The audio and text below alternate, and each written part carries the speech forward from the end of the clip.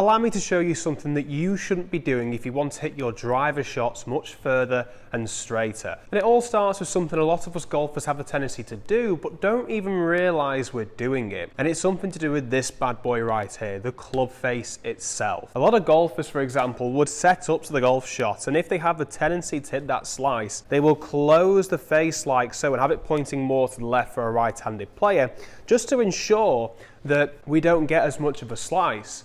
And for those of you who have the tendency to hit those hooks, they tend to open the face and try and adjust it to get a much better result. However, this is only going to make things worse. If I was set up with the club face aiming way left of my target, with the tendency to have this out to in path and leave the club face way open, causing that massive slice, well, if I was to shut that face down dramatically just to make sure that that doesn't happen, well, if the club face angle is more close and more pointing to the left, then my swing path, my out to in swing path, which is what we would usually tend to see for that slice, is just going to make the ball go the opposite direction. It's going to make it go low and well far to the left, because it'll start off going left and it'll curve further left of the target. And if I don't close this face angle enough and I just close it a little bit and the path goes out to in, club face still is open to my out to in path, but it's still close to the target. It's going to make the ball go well to the right.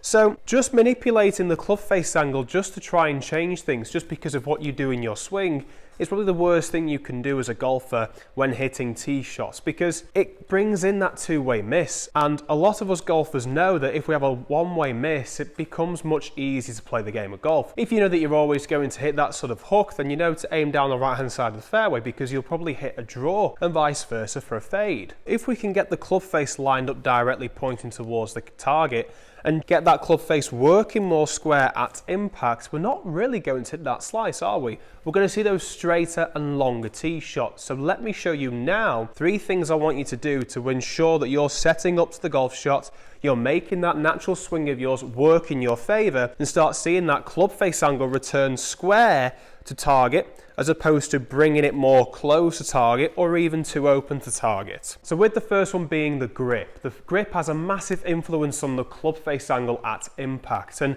if we set up the grip with a very weak grip, it's going to encourage that club face to work more open at impact. If it's too strong, the opposite effect, it's going to make the club face work more close. So what I want you to do is set up in your normal posture, but bring your club out as if you were to hit it like a baseball bat. And you're going to take your right hand up. And what you're going to do now with the lead hand is you're going to just bring that thumb pointing directly down the center of the grip. And what you should notice, if you just make a little swing back and forth, grip down the club if needed, but look at that. I've brought it back and it's pointing open to the target. And now I want you to bring that right thumb on the right hand side of the grip. And I want you to take a swing back and forth, and it's going to encourage the club face to come back closed. So what I want you to do is try and get that thumb placement to be somewhere in the middle of the center line of the grip, but also the right hand side of the grip. So somewhere traveling down the middle at this point here. So you're going to get the left thumb on that point. You should see relatively 2 to 2.5 knuckles. Take the club back out in front of you, make a swing back and forth, and it should return perfectly square without you really having to manipulate anything in the swing. Take your right hand on and just make sure the palm of the hand is covering that left thumb there. So there now I'm in a very nice neutral grip position, ready to hit this golf shot. I'm giving myself the best opportunity to bring the club back square to hit that golf shot. So the second thing we're going to look at is the ball position. Now, ball position has a huge effect on where the golf shots start. So if I was to place the ball in the back of the stance, the tendency is for those golf shots to go out to the right. And if I was to bring it in the front of the stance, the tendency for the golf shots would be to go to the left. And this is all to do with the club face angle, because the swing, the golf swing itself, is on an arc. It's not straight up and straight down. It's the case of we're working on taking the club back on an arc, and this will always encourage that club face to be either slightly open if we have it in the back of the stance, because we're going to be hitting the ball earlier. And if you have it in the front of the stance, we're going to be hitting the ball later, so it's going to encourage the club face to return more closed. So I bet when you're out on the golf course and you try those low stingers maybe in that sort of really tricky sort of windy condition, and you put it way in the back of your stance like so, and you start wondering why you're blasting it way off to the right, And it's not you, it's just because you're making this swing and you're returning that club face very early than usual, so it's going to encourage the club face to be way open. So a lot of us golfers, when we're having the tendency to hit that massive slice and not gain any distance whatsoever or accuracy, we'll place the ball too far in the front of the stance and have it well in front of the left foot. So what I want you to do is I want you to place the ball directly in the middle of the stance, and then you're going to just shuffle your feet.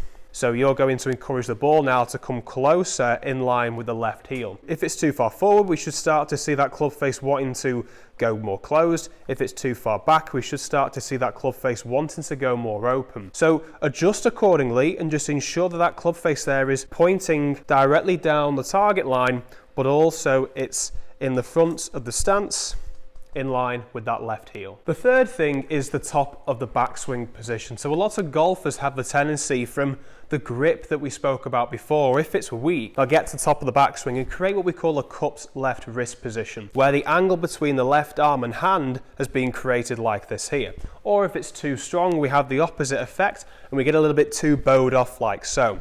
These two positions here have a massive effect on the club face angle that we produce when we hit the golf ball, whether it's going to be directly in the middle, too far to the left, or pointing too far to the right. And I know a few of you are thinking now, well, hang on a sec, a lot of players like Dustin Johnson can play fantastic golf out on the tour with this very bowed left wrist position, and you are right. I completely agree with you there, but they have to have the speed, they have to have the mobility, and they also have to have the strength to be able to hold that club face angle off as long as they possibly can before reaching the golf ball.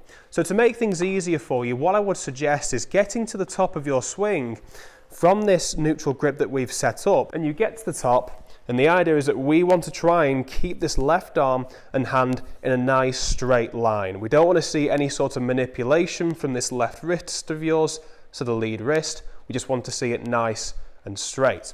So a good way of doing this is taking something like a book or a big sort of piece of paper. I'm just going to use the TrackMan notes on here, the TrackMan average yardage. You're going to place it either side like so of your hands. They're going to be nice and flat, as if you're holding onto a book. A book is probably better doing this just because it's slightly thicker. You get a better feel for it.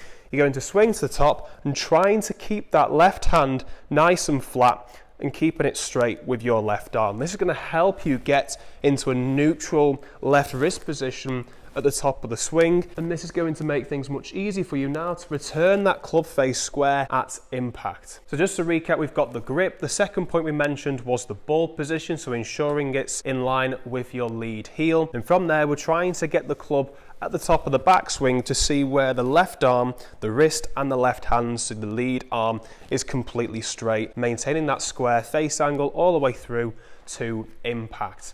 Now, the club face angle with a driver has 85% influence over the golf shots. And of course, you doing these three things are going to help you massively hit the golf ball further and straighter. But what about the other 15%? What I would suggest you do is click on this video over here now so you can learn what the other 15% influences on the starting direction of your golf shot, so you can hit them even further and even straighter from taking these tips and taking those tips as well. Thanks for watching, stay tuned, lots more to come. We'll see you next time.